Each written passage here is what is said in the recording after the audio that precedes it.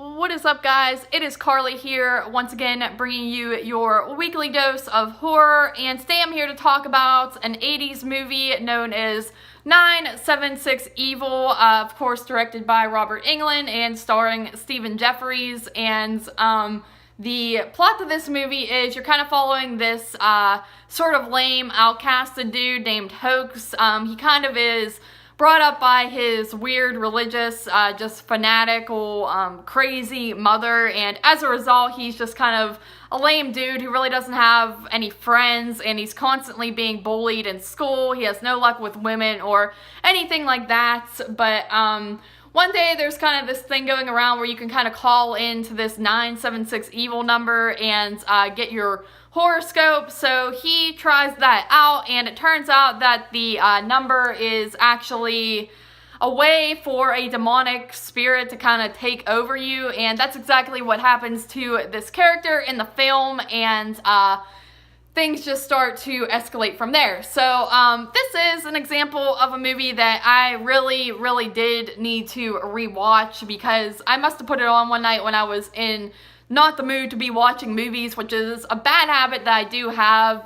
If I don't feel like watching a movie, I really shouldn't put one on, especially if it's a newer movie. If it's something I've seen a million times, that's one thing. It doesn't matter if I'm watching it or not, because I've already seen everything that happens. But when it comes to movies that I've never watched before, I really should pay attention to them, and I feel I really didn't pay attention to this one much at all, if I'm being completely honest. There was probably only one scene in the film that stuck out to me that I actually remembered from watching it last year, so that's something I have to work on, and something to keep in mind as I watch the other movies in my collection here. But anyway, to get into my thoughts of the movie, I actually really dug it. I thought it had a great atmosphere, just that 80s vibe to it, where you have a bunch of people kind of hanging out, playing poker, and then just hanging out in their bedrooms and stuff like that. That's kind of stuff that I wish was still relevant today, where you don't have your cell phone to constantly be on, so you just kind of hang out with people, and then if you're in your room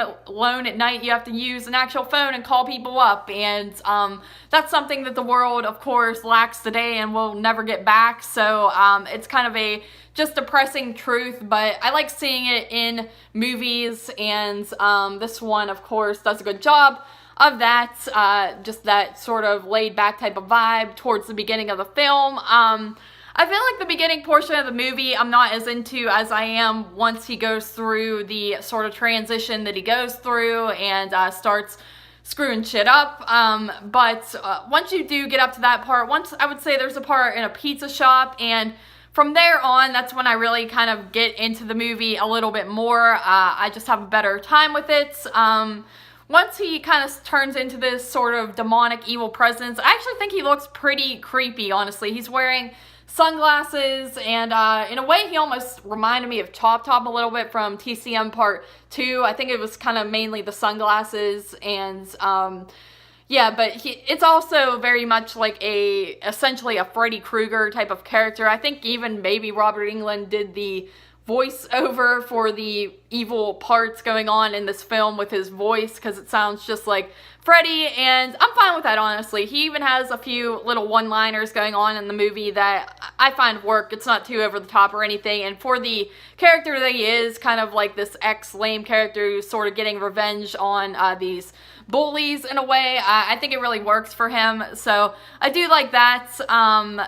Overall, I think it's pretty solid. I really like all the characters that you're following in the movie. I love the atmosphere, and in a way it also kind of reminds me of Christine, I guess, a little bit, just with kind of the progression of you got this sort of lame dude, and then he turns into something, you know, different, even though that movie's more based on the Cars transition and stuff like that. But that's kind of just like a small vibe I got from this movie. They're not that much alike at all, but if I had to compare it to anything, that's kind of what I just thought of watching this, even though I haven't seen Christine in a very long time either, so I don't even know why I would think of that. But yeah, overall I thought it was solid. Like I said, fun 80s movie. It has a lot of posters in the movie. Not a lot, but there's several moments where you see like a Maniac poster, as well as I believe a Clockwork Orange poster, and then some other random things like Run DMC and stuff like that that I really appreciate in films. I love when movies have posters and kind of